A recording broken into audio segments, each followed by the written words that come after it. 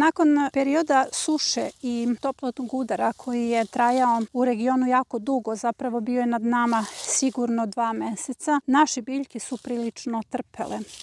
Sada imamo naglu promenu vremena, odjednom nam ide kišni talas, pad temperature i to je svakako nagla promena i za nas i za naše biljke. Sada se postavlja pitanje da li su naše biljke ugrožene ovim naglim padom temperature i kišnim periodom koji će trajati nekih nedelju dana i da li je potrebno da nešto preduzmemo kako bismo zaštitili naše biljke. Nakon ovako ekstremno toplog talasa većina biljaka će konačno odahnuti. Naravno, odahnut ćemo i mi zato što konačno možemo da radimo u bašti preko celog dana, da presađujemo naše biljke i naše biljke će se s lakoćom primiti kada su niže temperature. Ne zaboravite da čak 2 rasadnika čekaju na presadnju. Dakle, u bašti nas čeka uglavnom blagostanje.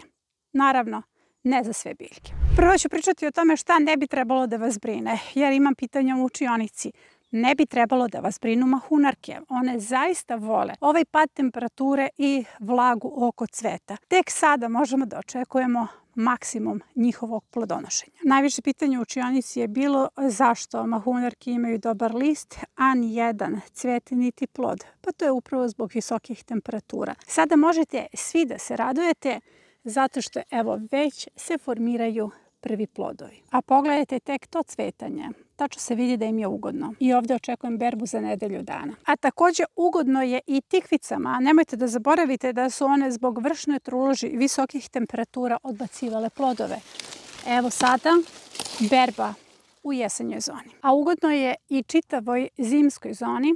Konačno kupusarice mogu da odahnu zato što se stenice povlače i možemo uskoro da beremo i salate. U padu temperature će uživati i sistemi za brzi uzgoj i posebno grašak koji je počeo da puni svoje mahune. I paprikama će prijeti ovaj pad temperature. Zapravo nas čekaju umerene temperature koje odgovaraju gotovo svim biljkama. Sjetite se da smo imali vrlo malu berbu paprika zato što su zbog ekstremno visokih temperatura uglavnom odbacivale plodove. I kao što sam rekla, 2 rasadnika čekaju na presadnju, majski i julski rasadnik. Čekaju nas kupusarice. Kao što vidite, moja bašta je već puna kupusarica zato što sam iskoristila onu prethodnu kišu, kratko je trajala, nakon toga sam se ozbiljno namučila da zadržim ove kupusarice u vitalnom stanju. Ja sam ih združila sa letnjom zonom zato što sam znala da letnju zonu moram da zalivam i na taj način kolateralna dobit tog zalivanja jesu ovako vitalne kupusarice. Ali moram da vas podsjetim da kupusarice morate da presadite do 15.9. To se najviše odnosi na kupus koji želite da kiselite i recimo kelj koji se glaviči, također karfiol, prokelj, brokulu koju želite da berete u ovoj sezoni. Sve to već sada treba da se presadi. Prema tome, blagostanje za sve nas baštovane jeste što možemo konačno da ubacimo sve iz našeg rasadnika u baštu i da ne brinemo da li će se primiti. Iako nam ovaj pad temperature i kiša donose blagostanje u bašti, zapravo možemo da brinemo o nekim kulturama. Kulture kao što su paradajz i krompir su nam konačno vrlo ugrožene. Ova sezona je bila sezona paradajza. Zapravo, sve sušne sezone su sezone paradajza. Odgovaraju isključivo paradajzu i nijednoj kulturi više u bašti.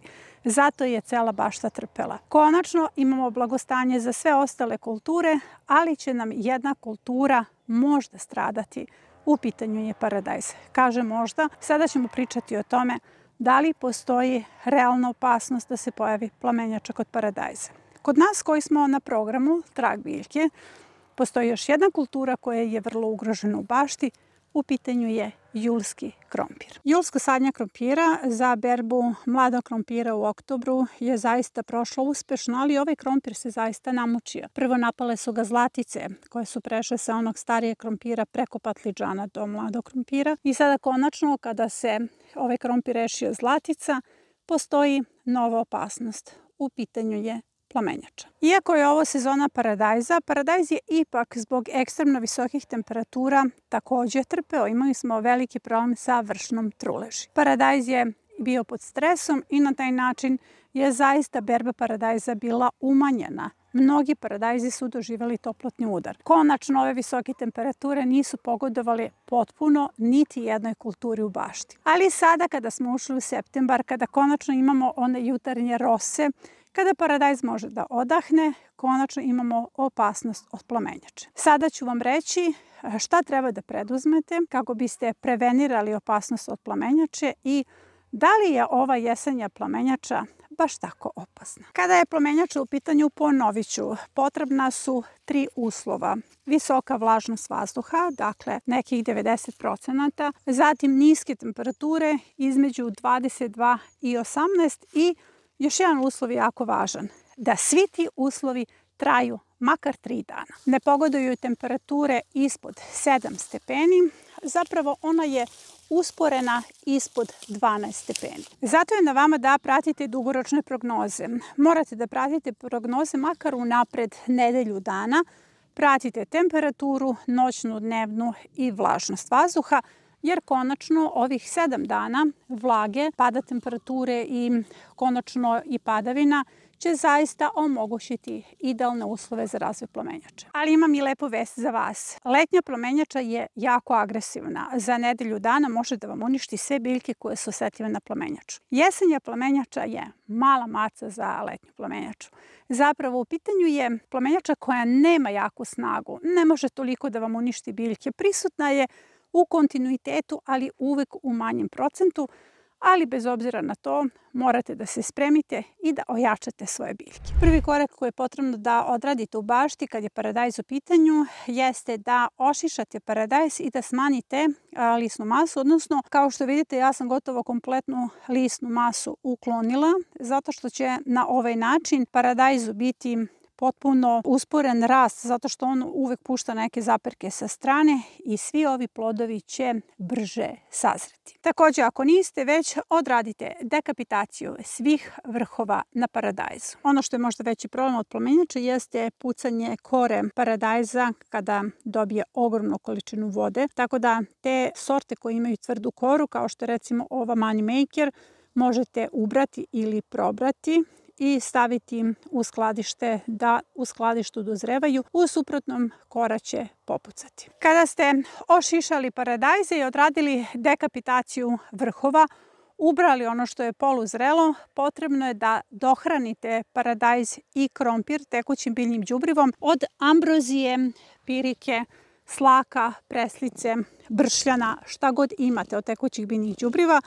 Možete jednostavno da ih zalijete kvascem i s obzirom da će padati kiša i vaše pitanje je kako da zalijete kada pada kiša, pa iskoristite one pauze između kiše.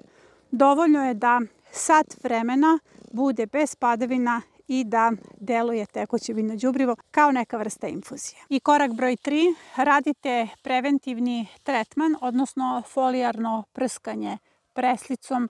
Možete da koristite surutku, bilo koji od preparata u epizodi 5 prirodnih najefikasnijih fungicida koje je na kanalu. I nemojte da mislite da je sezona gotova. Za većinu kultura sezona tek počinje. Zapravo imamo jednu malu destabilizaciju vremena kada će neke kulture patiti ako se malo pobrinete oko njih. One i tekako mogu da nastave svoju sezonu do prvog mraza. Dakle, nemojte ni pošto da poberete sve paradajze, da ih počupate misleći da je kraj sezone, zato što kraj sezone nije. Kraj sezone je prvi mraz u vašem regionu. A ono što ću sada da vas podsjetim jeste da se prijavite na naš nedeljnik. Nedeljnik se dobija besplatno. Imate ponudu na sajtu kada ostavite svoje podatke i kada obezbedimo dovoljan broj mailova. Jednom nedeljno ili u 15 dana dobijat ćete nedeljnik Trag biljke na vašu mail adresu.